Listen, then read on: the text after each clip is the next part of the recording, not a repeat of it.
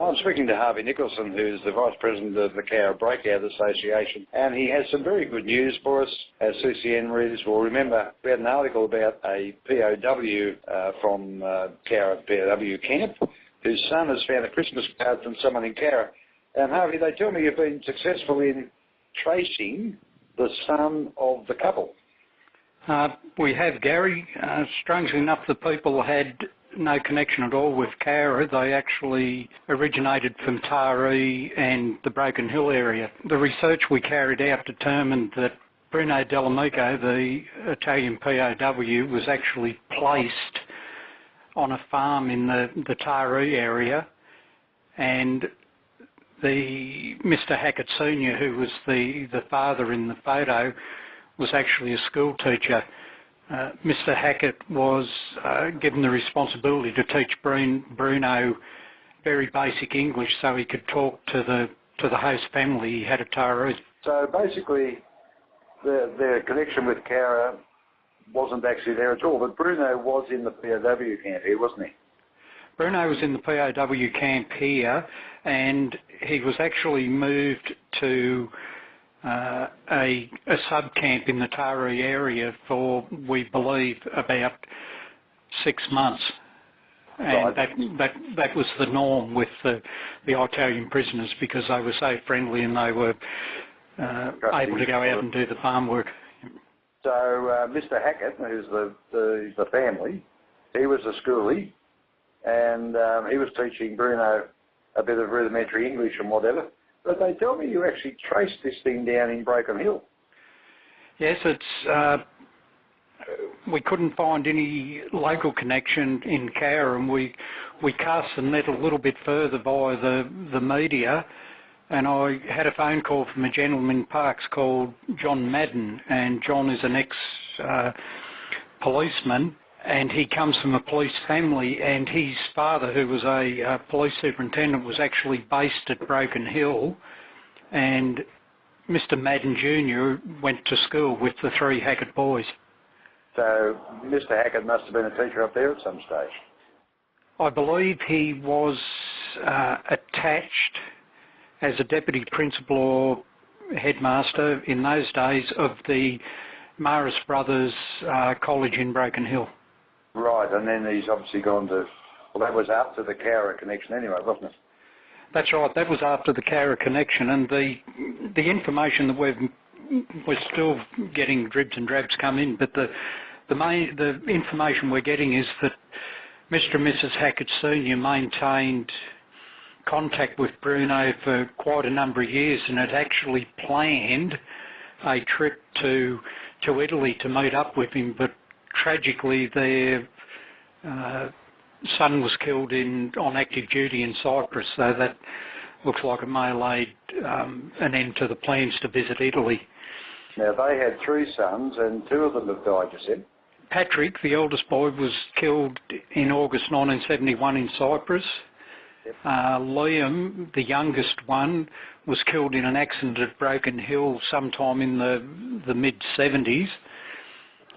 Mr. Hackett Senior also died in that period of a medical condition, and the surviving son, Eris, which is the son I managed to track down eventually, lives in Grafton. And you've actually had contact with him?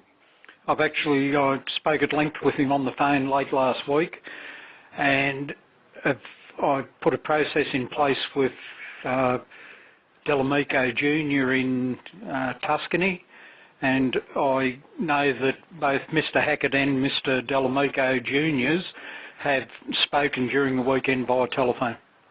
And I presume at some stage there'll be a trip for Bruno's son to actually come out.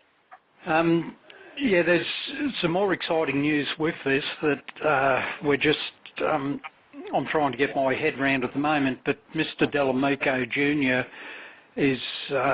he holds a doctorate in one of the academic fields. He's got a fair bit of involvement within the Tuscany government, and he has put forward to the Tuscany government a project of friendship and memory between Tuscany and New South Wales, and specifically Cowra, so there could be quite a sort of win-win here for both the Breakout Association and Cowra as a whole.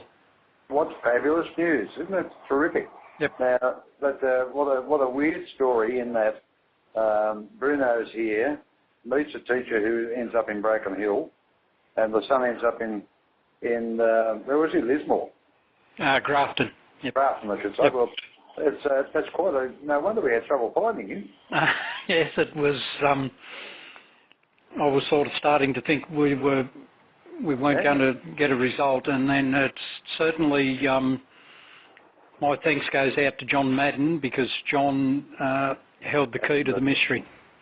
That's absolutely amazing, and of course it's so long ago.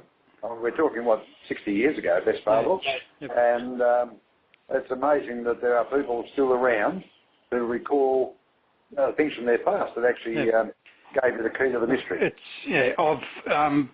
I've had both these gentlemen talk to me, and they're both sort of quoting Eris Hackett. It was a bolt from the blue, because he said suddenly something from my very early childhood is suddenly back. And he said, his statement to me the other day was, we've never ever forgotten Bruno. Now apparently Bruno Delamico, when he befriended the Hacketts, because Mr. Hackett Senior taught him English, Bruno taught all the family basic Italian, and because he had a theatre background, he actually did a lot of pantomime and plays for the kids, and this is something Eris related the other day during the phone conversation. He said, I still remember sitting in the little school house at Worrell Flat, which is the place near Taroo they're at, and he said to hear Bruno sing and dance for us. That's amazing. There would have been an interesting conversation, sort of pidgin English and pidgin Italian, I'd imagine. It's just both these guys. I think Evandro Delamico fired a shot in the dark and thought maybe, but I don't have much hope something will be done. Yep. And then Mr. Hackett Jr.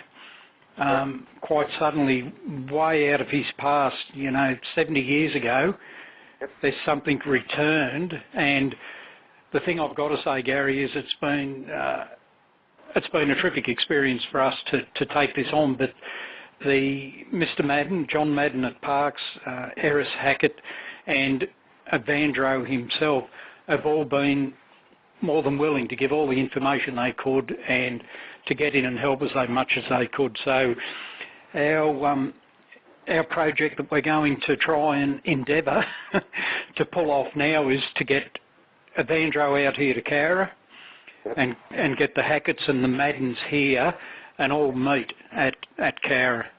Wouldn't that be absolutely fabulous? Oh, well, thank you very much for sharing that with us.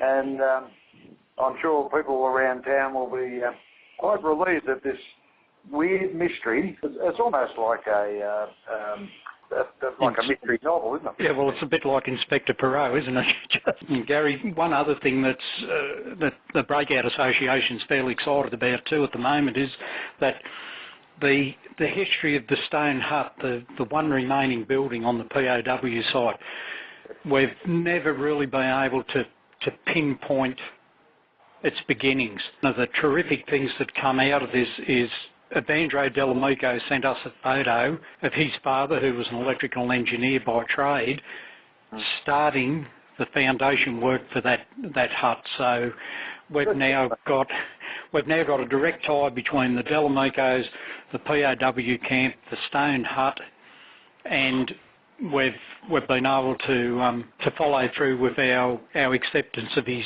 request. So it's been a terrific thing. So a big story. Yeah, absolute big story, and it'll continue now when we get the. I think Evandro is very, very keen to come out here for delegation from Tuscany. It's not only going to be a win for the Breakout Association; it's going to be a win for Cowra.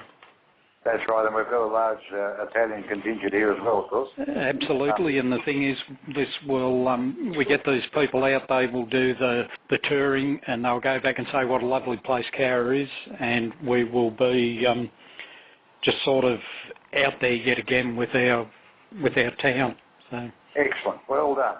Well, congratulations on solving the mystery. Yep, and, thank you. Yeah, well done. That's good. Thank you, Gary, and again, CCN for running the story initially.